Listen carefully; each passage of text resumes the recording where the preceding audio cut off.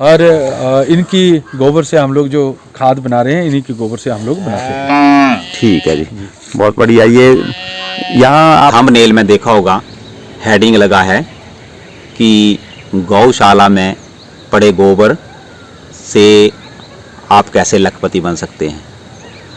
तो आप लोग किसान भाई जो हैं, लगभग सभी के घरों में पशुधन होता है, गाय या भैंस वगैरह या अन्य पशु पाल रखे होते हैं। तो उस गोबर का कैसे सही उपयोग करना है, उस गोबर से कैसे जैविक खाद बनानी है, तो मैं आपको ले चलूँगा गौशाला में, जहाँ पर सुनील शर्मा जी वहाँ के प्रबंधक सिद्धि विनायक गौशाला में विस्तार पूर्वक जानकारी देंगे। चलिए। नमस्कार दोस्तों, मैं रविंद्र कुमार। आज ये यहाँ गौशाला धमता में पहुंचा हूँ।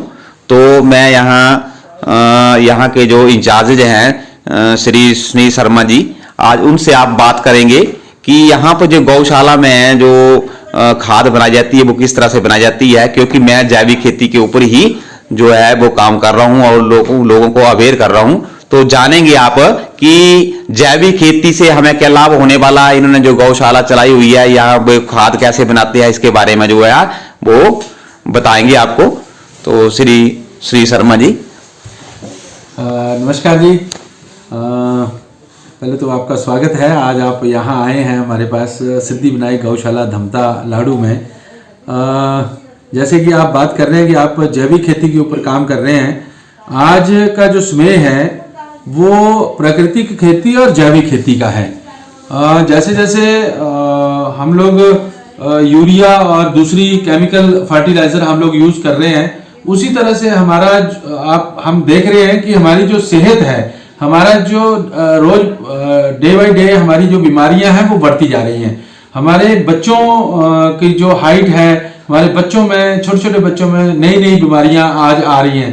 तो उसका मेन जो कारण है वो जो केमिकल बेस्ड जो फर्टिलाइजर है वो मेन है, बेस है।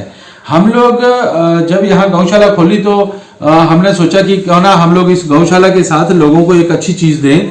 तो हमने यहाँ पे वर्मी कंपोस्ट जो केंचुआ खाद है वो बनानी शुरू की, और आज कुछ किसान हमारे साथ जुड़े भी हुए हैं, और फॉरेस्ट और हॉर्टिकल्चर और एग्रीकल्चर के लोग भी हमारे से यहाँ से केंचुआ खाद ले जाते हैं, और बहुत से लोग खेतों में जैविक खेती और प्राकृतिक खेती कर रहे हैं। तो इसके जो लाभ हैं वो आप देखेंगे कि आप जब जैविक खेती करेंगे उससे जो है आपको एक अच्छी प्रोडक्शन मिलेगी।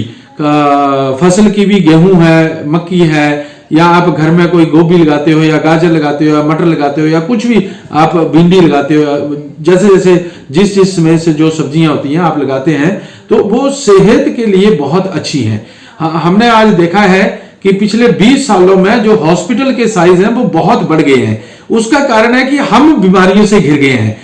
हमारे आसपास हमने आज तक देखा नहीं था, एक छोटे मोटे वैद्य होते थे, लेकिन आज बहुत बड़े बड़े मल्टी स्टोरी हॉस्पिटल हमारे आसपास बन गए हैं। उसका जो कारण है वो जो केमिकल बेस्ड जो फर्टिलाइजर है उसका मेन कारण है। तो आज हम हॉस्पिटलों को पैसा दे रहे हैं, इससे अच्छा कि हम लोग अच्छी चीज खाएं और अपने सेहत का ध्यान रखें। धन्यवाद जी। तो सर आप बताइए कि ये जो आपने ये गाय, देसी गाय पाली हुई है कि कौन सी है ये? ऐसा है, हमारे पास अलग अलग तरह की गाय हैं, लेकिन हमारे पास मैक्सिमम जो है वो देसी, पहाड़ी जो देसी वो गाय हैं। हमारे पास गिर गाय है, सहीवाल है, और हिमाचल की जो पहाड़ी गाय है, ये आप देख सकते हैं, ये छोटी सी गाय है, ये हिमाचल की पहाड़ी गाय है। एक वो हमारे पास गौरी इसका नाम है, ये पहाड़ी गाय है, वो सामने वाली, ठीक है जी। ऐसे एक ये वाइट इस वाली पहाड़ी गाय है। ऐसे देसी और पहाड़ी गाय हमने यहाँ पाली हुई हैं, और इनकी गोबर से हम लोग जो खाद बना रहे हैं, इन्हीं के गोबर से हम लोग बनाते हैं। ठीक है जी, बहुत बढ़िया। ये यहाँ आप जो दूध है वो कहाँ? 2-4 गायें हैं जो दूध देती हैं, 5-4 लीटर दूध होता है हमारे पास। वो हमारे यहाँ वर्कर रहते हैं, 8-10 वर्कर हैं हमारे पास, तो उन्हीं का गुजारा चाय पानी के लिए करते हैं गुजारा ये। और फिर इसका गोबर वगैरह का? हाँ, गोबर का हम लोग वर्मी कंपोस्ट बनाते हैं, केंचुआ खाद बनाते हैं। आओ आपको दिखाते हैं। हम लोग नीचे एक छोटा सा यूनिट हमने केंचुआ खाद का लगाया है। ठीक है जी। जी।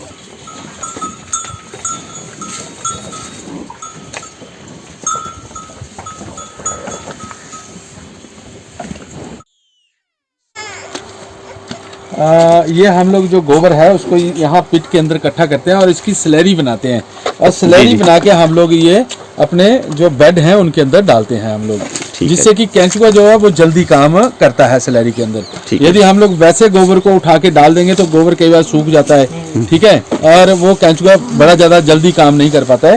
स्लैरी में जो है वो केंचुआ जल्दी काम करता है, जल्दी खाता है इसको, और जल्दी इसकी वर्मी कंपोस्ट बनती है। ठीक है जी। तो ये आप देख रहे होंगे यहाँ पर इन्होंने ये बेड बनाए हुए हैं, इसमें केंचुए डाले हुए हैं और ऊपर से ये मल्चिंग कर दी है ताकि केंचुए जो हैं ये मरे ना। तो और सर इनके बारे में क्या क्या करते हैं आप? सर ऐसे है, केंचुआ हम लोग ये जो अंदर पिट है, जो बेड है, इसके अंदर हम लोग केंचुआ तैयार करते हैं, और केंचुआ तैयार करने के बाद जब नया बेड बनाते हैं तो यहाँ से केंचुआ उठा के और नए बेड्स के ऊपर उसकी साइज के हिसाब से डालते हैं हम लोग। जी ठीक है जी, ठीक है, धन्यवाद सर, बहुत बहुत धन्यवाद आपका जो आपने इतनी जानकारी दी, क्योंकि मैं ये खुद चाहता हूँ प्लास्टिक के बेड लगाए हैं उधर कि सब लोग जो हैं वो जैविक खेती करें ताकि हमारा जो भारत है वो खुशहाल रहे, ये हमने बीमारियों से बचा रहे। ये सामने देख रहे होंगे आप, ये भी बेड लगाए हुए हैं, बहुत अच्छा लग रहा है। ये घर में लोग जिन्होंने गाय भैंसे पाली हुई है वो खुद इस तरह का काम जो है वो कर सकते हैं, और इनसे आकर के यहाँ पर बहुत सारी जानकारी जो है प्राप्त कर सकते हैं। तो दोस्तों, आपने जाना कि गौशाला में किस तरह से केंचुआ खाद, जैविक खाद जो है वो बनाई जा रही है। शर्मा जी ने बहुत अच्छी जानकारी हमें उपलब्ध करवाई। तो मेरा सभी किसान भाइयों से या छोटे छोटे जो किसान हैं मध्यम वर्ग के, तो वो जैविक खेती को बढ़ावा दें ताकि हमारा देश जो है वो खुशहाल बने, क्योंकि जैविक खेती ही एक हल है अपने परिवार को सुरक्षित रखने का, अपने देश को, अपने गांव को सुरक्षित करने का। तो अगर ये मेरी जानकारी जो है आपको अच्छी लगी हो तो इस वीडियो को लाइक करें, शेयर करें तथा सब्सक्राइब करें। धन्यवाद।